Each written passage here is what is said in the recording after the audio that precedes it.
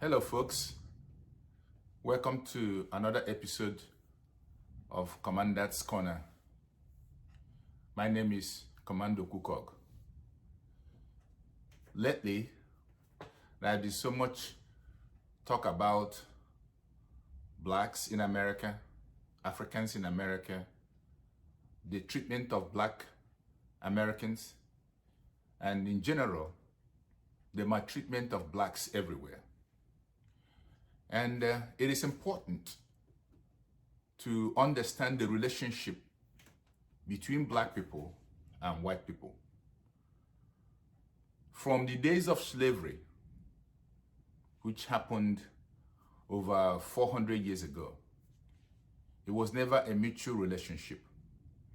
It was one of domination, it was one of maltreatment, and it was one of racism. When white people came to Africa, they discovered abundance of resources, but they didn't have the technology then to man these resources.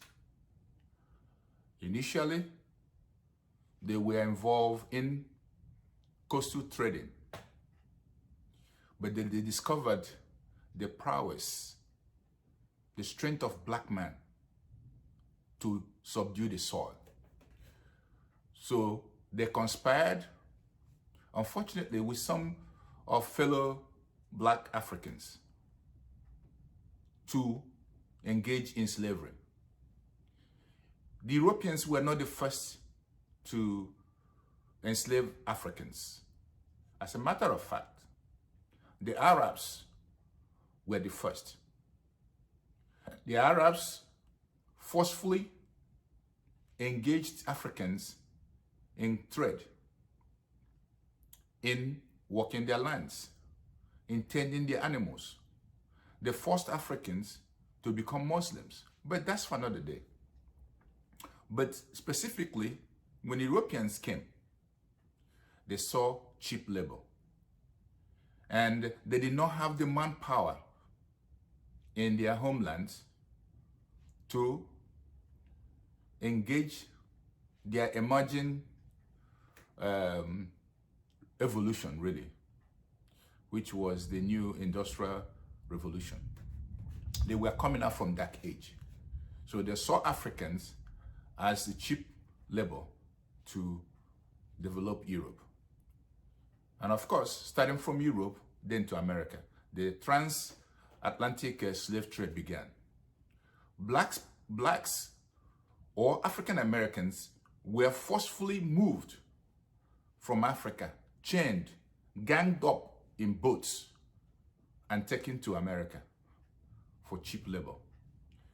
When they came, they were subjected to farming, to husbandry.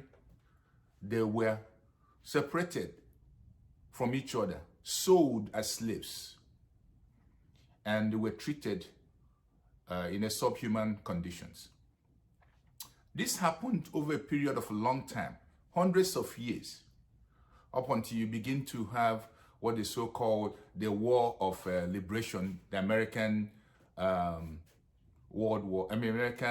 Civil War, where they claimed the war was about liberation of black people. Then they signed the Emancipation Decree to emancipate black people from slavery. After that, then they began the second stage of slavery, which is known in America as Jim Crow. The black people also fought to free themselves from that inhuman legal conditions. Then they began the third phase, which is mass incarceration.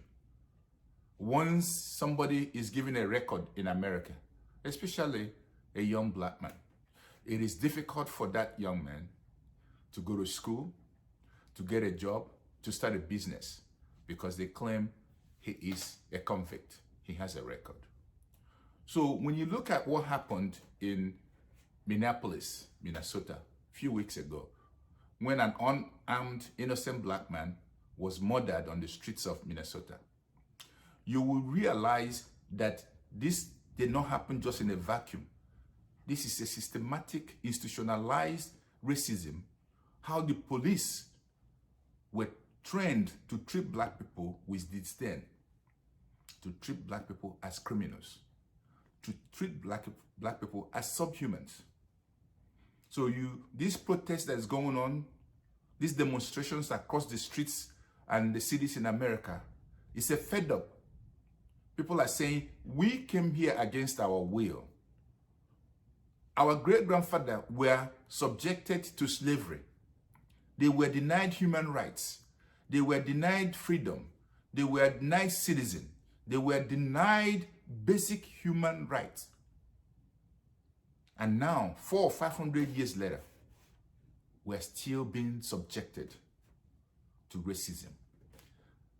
You see, it's only in America where they tell you that it's a melting pot. And we agree. It's not a melting pot.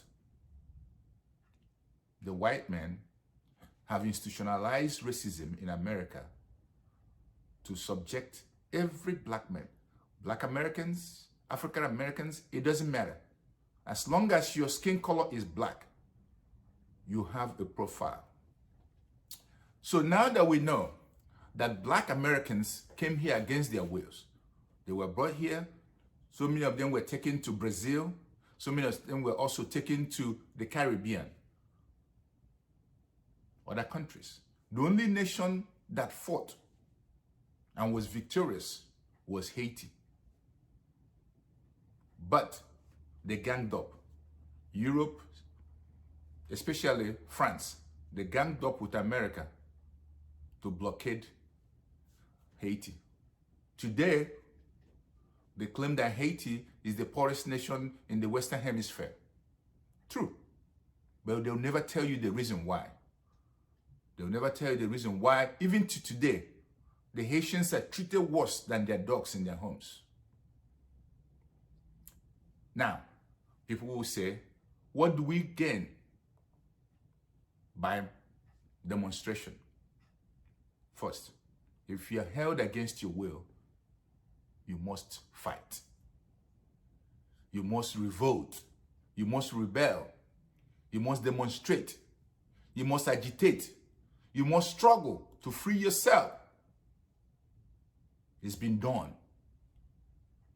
It's been done so many places. So this is the time that black Americans are saying enough is enough. And we, the Africans in America, we that came here on our own volition, we're in the same boat. We need to march with them. We need to fight with them. We need to support them.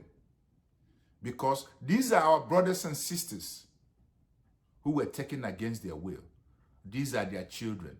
They look no different from us. Yes, they might have different language. They might have a little bit different culture, but they look alike. They can walk on any street in Africa, and you never know that they are black Americans or that they're Americans. So my next topic, that somebody says, what is the cause of slavery? What is the cause to be attached to what were done to us? How can we find a balance between cost and benefit? And of course, everybody knows what slavery is. Everybody has fought against injustice. Everybody has said, how do we, as a people, regain back what were taken away from us? And I tell them, we need to attach a value. We need to attach a cost. We need to attach financial damages to what was done to Africans. And to Africa, they're still doing it. How do we calculate that? And that's what I call reparation. Reparation is when people are compensated for what was done to them. What was done to Africans is what we are demanding today, that they revisit the 400-500 years of economic contribution to America, to Brazil, to the Caribbean. And most of the Caribbean countries today are not free because, quote unquote, the British colony claims they are members of the Commonwealth. But you know, there's nothing common dealing with England. They're the masters. They take away everything from us. They took our gold, they took our diamonds, they took our artifacts, they took our people, they enslaved us, they colonized us, and they're telling us that we're members of the Commonwealth. As I continue on the issue of slavery,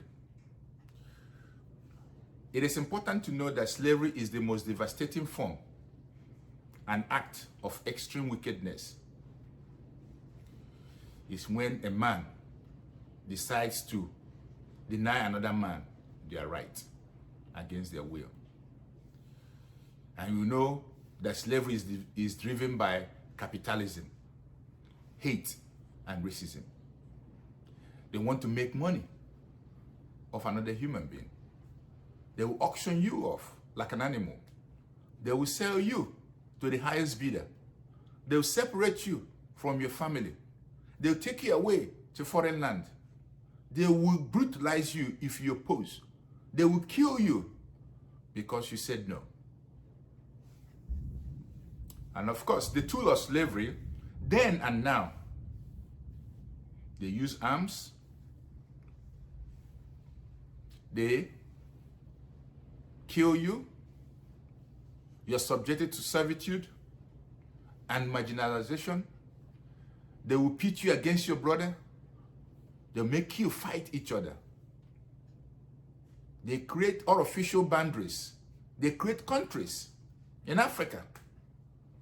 And we Africans will be armed to kill each other to defend the creation of another person. Most of the African countries were never created by Africans. Ghana, Nigeria, Sierra Leone, Cameroon, Central African Republic, you name it. All these people were put together for the interest of European nations.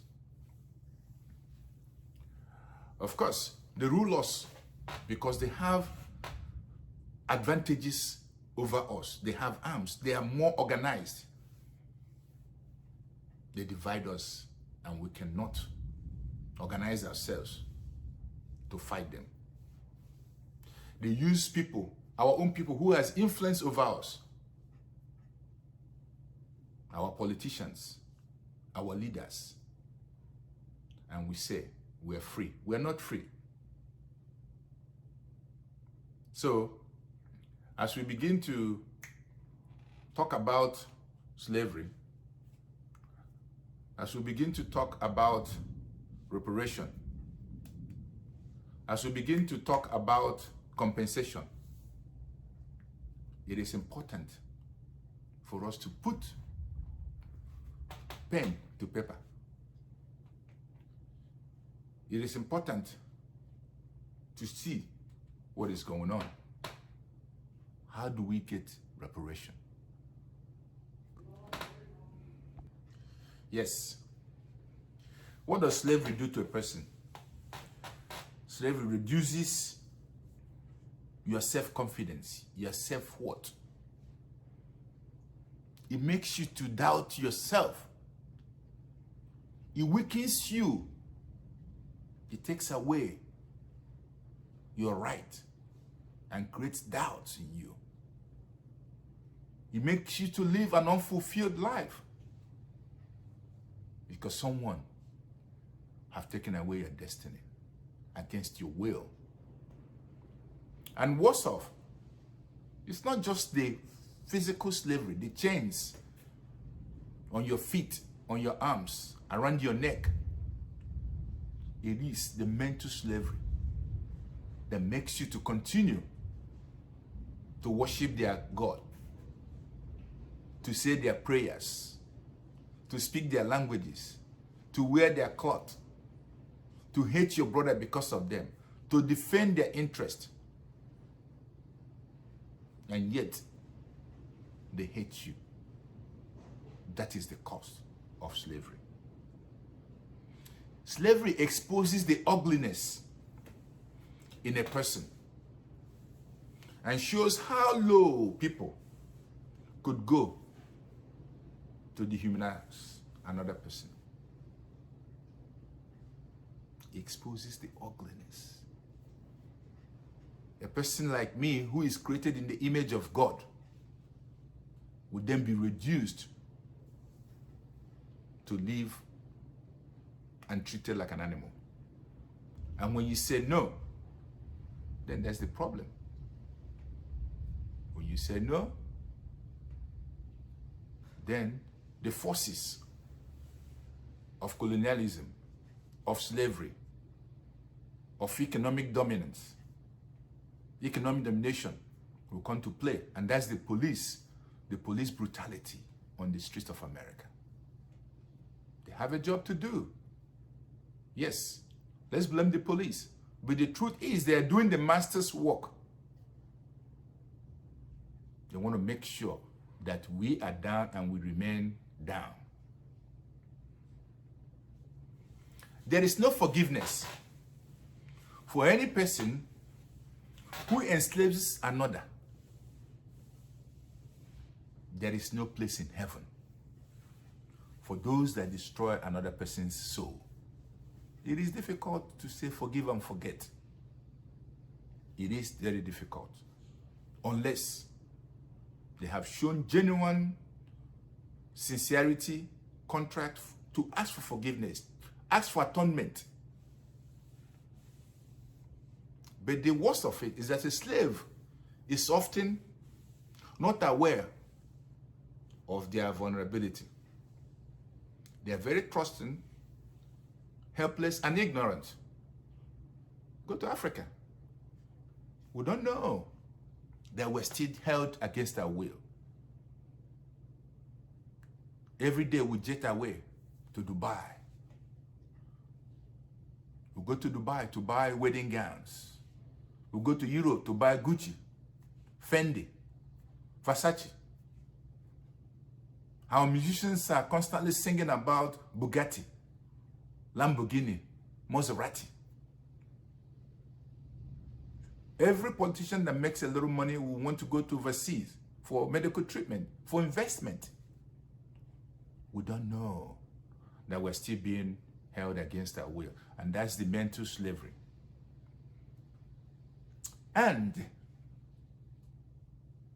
the people, our people,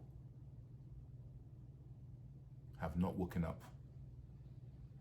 And that's where I want to ask for reparation. And what is reparation? It means to address, pay, amend for past wrongs. Let's call it compensation for loss of lives by Black people in Africa and in America. According to a researched findings, over 6.2 million Americans today live under poverty. 6.5, or roughly 50% of American blacks live under poverty level.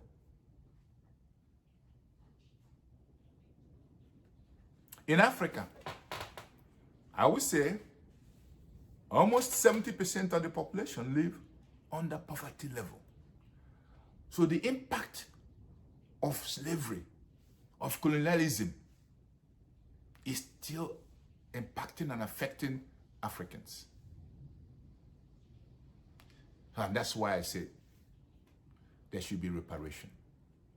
America and Europe must pay monetary damages to Africans everywhere especially to African nations and Black African institutions and individuals.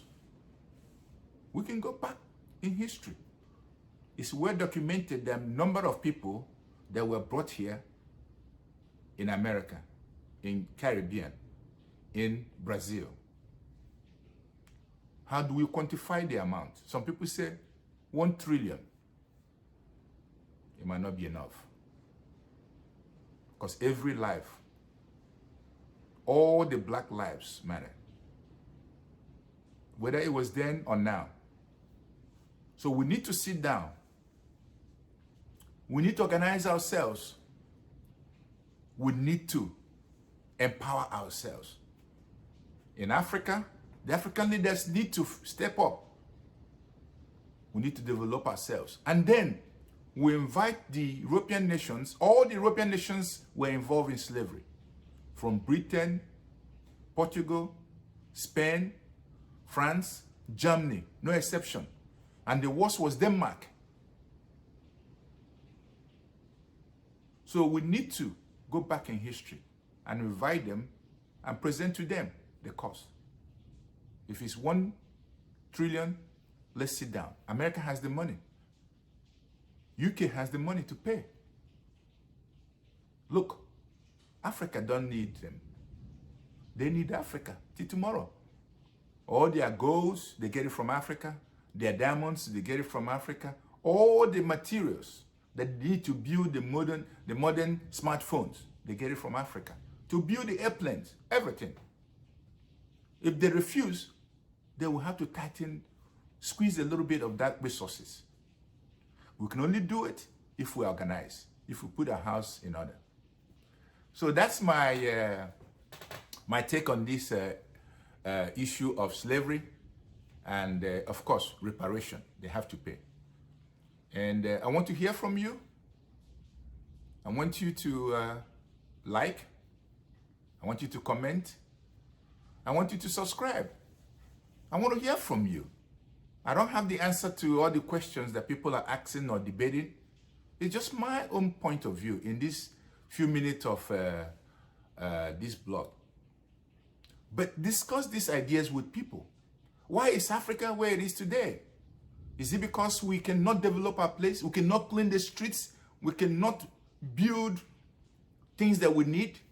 Why does everything has to come from China? Spoons, toothpicks, plastic chairs? Do we hate ourselves?